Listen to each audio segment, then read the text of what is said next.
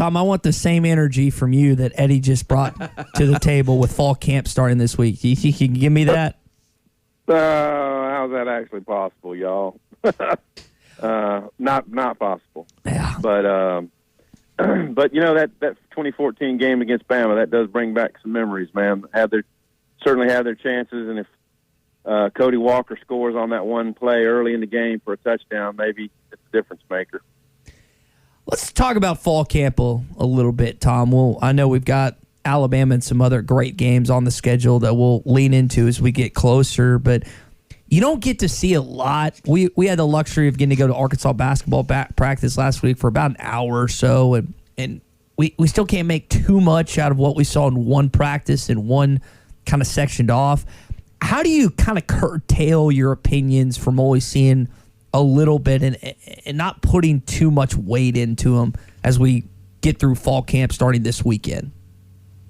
Right. You just have to kind of balance out that segment that you see and then hear from what the coaches and players tell us post-practice about what went on. And, we saw them open periods in the springtime, and we saw that they were doing a whole lot of blitzing. A lot of the blitzing had even the first-team offense a little under the gun and had KJ on the move and all, and that's only going to help the first unit on offense get better. And it gave Barry Odom and the defensive staff a great idea of, A, who's going to be their best pass rushers, and B, what types of blitzing schemes suit different players, and, how can we unleash Drew Sanders, and which of these ends is going to be our best guys to rush. And so we're not going to see Arkansas blitz the passer, I don't think, to that extent. But when you get into games like LSU last year where they were just coming on every play, even if it was a run play, and KJ was having to move and survive in the pocket so much in that game, and then found the open man Dominic Johnson for the really key touchdown in that game, just going to help you there. But, it's a thing that we've had to do basically ever since 2007 when practices started getting really trimmed down on the amount you could watch and just try to project from there. Tom, you're going to get a chance to talk with several players and the assistant coaches in the coming weeks. Which assistant coach are you most intrigued to chat with? Well, because it's so not often we do this, so rare, I enjoy talking to all of them, but the coordinators obviously are really huge for us because they have more leeway to talk about schemes and the whole personnel on their sides of the ball, and they come later in camp. But right off the bat, Jimmy Smith comes up. He's got the deepest position on the team at running back, the most probably, exciting position because they're using a variety of ways, and just an ace recruiter for this program right now. Jimmy Smith is bringing them in. Without him, do you get Jaden Hazelwood? Maybe not, and then the Georgia kids that they brought in. So really going to look forward to talking to Jimmy Smith. And then, of course, the guys, Deke Adams, Dominic Bowman, that we haven't talked to yet, the two new coaches, those will be cherished as well.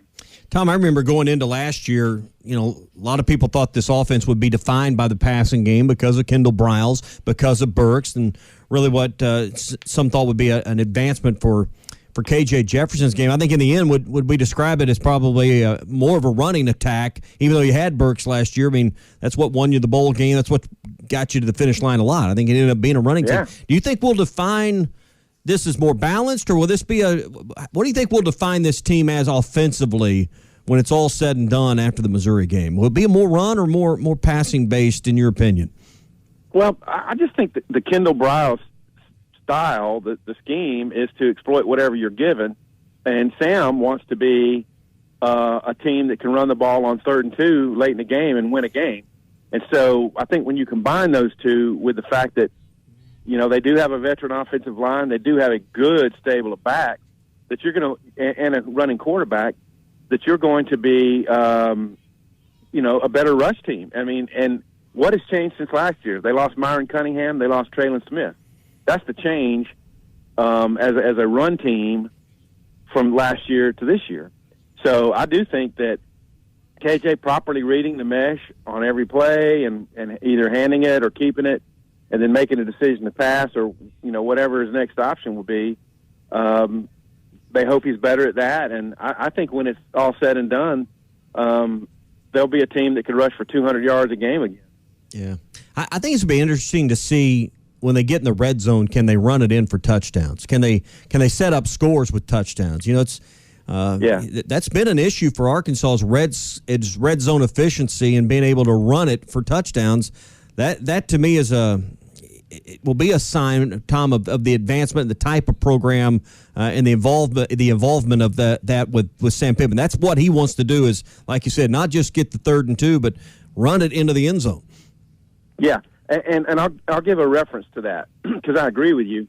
I want to say the first year after Sam Pittman left the staff in 2016, the Texas A&M game, it ends up being one of the biggest margins in the series, maybe 45-24, something like that. But in the first half, if Arkansas, they had 8 or 10 consecutive plays inside the 10-yard line, they had a holding call in the end zone and had 1st and goal from the 1 and did not score because they couldn't push it in there. And you think back to last year, the Texas game, there was a couple of early games. I want to say Georgia Southern might have been one where there was a muff in the backfield and the ball was on the ground. Dominic Johnson picks him up and powers his way in for touchdowns. And so it's a difference between some of the teams in years past and last year's team that they were able to convert first downs inside the 10, inside the red zone, and then score touchdowns when you're relying on your run game. And I know they want to get better at that aspect of it. And when you can do that, it just kind of changes the entire complexion of your team. It opens up more of your playbook for Kendall Briles, that the pass can then take some teams off guard, that they're really going to stack their safeties down, and you're going to get more man coverage on the edges. So a lot of benefits when you're able to run in short yardage situations. Tom, is this going to be the best Kendall Briles offense that we've seen in year 3?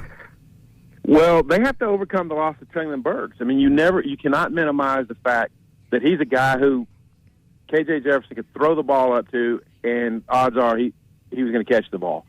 Can Jaden Hazelwood do that? Not sure. Keytron Jackson, Warren Thompson, some of these other guys, they've got to prove they can do that. If they cannot establish a severe take-the-top-off threat, then that will allow safeties, especially the good teams like Bama, to bring those safeties down and creep into your run game. So if they're able to do that, complete some deep balls, I think they have a chance to be every bit as productive as last year's team, if not more. The speed has been missing from Arkansas football, and Tommy likes to bring up Corliss Marshall, which I think is a fair point on his part. Yeah. Can a freshman like Isaiah Satania have enough of an impact where, and Malik Hornsby you reference, will that be an issue for Arkansas this year, stretching the field, or is that just something you got to wait till you see it? They're going to try. I mean, because they know how important it is. And what we saw of Malik Hornsby in spring was that, A, he could do it. And this is what KJ told me when I asked him, what did you think when they first moved Malik Hornsby to receiver? Did you think it would work? And he said, well, first of all, he had to show me he could catch the ball because I was thinking he might be a little shaky there, and he laughed, but it's true. And he caught the ball. I mean, he caught multiple deep balls, and we were there all spring. He would run by corners and catch deep balls. So that's a real thing. And then the folks who talk about Isaiah Satania talk about his great speed. So if you can get him unleashed, look at the various weapons you're looking at. A great run team, a quarterback who can run it and throw it, a guy like Hazelwood who I think is going to be a great receiver in traffic, at high pointing the ball and making one-hand catches like Burks did. And then you've got the speed component. Sam Pittman knows what a really good SEC team looks like, and Kendall Briles does too. And I think they're starting to slot some pieces in. Yeah, they still need some pass rushers, and some real impact pass rushers. They need proven deep receivers, but they think they might have them on the roster. And then, just continue to stack and get bigger on the O-line. But the roster seems to be heading in that direction. Tom, appreciate your time this morning. We'll do it on Thursday. Talk some more about this fall camp as the team reports. Outstanding. Talk to y'all then. All right, good stuff from Tom Partners Murphy. at Bet Online continue to be the #1 source for all your betting needs and sports info. Find all the latest odds, news, and sports developments, including this year's Wimbledon Finals, Major League Baseball, the latest fighting news, and even next season's early NFL futures. Head to the website or use your mobile device to sign up today to receive your 50% welcome bonus on your first deposit. Just use our promo code BLEAV. That's BLEAV to get the bonus and get into the action. Bet online, where the game starts.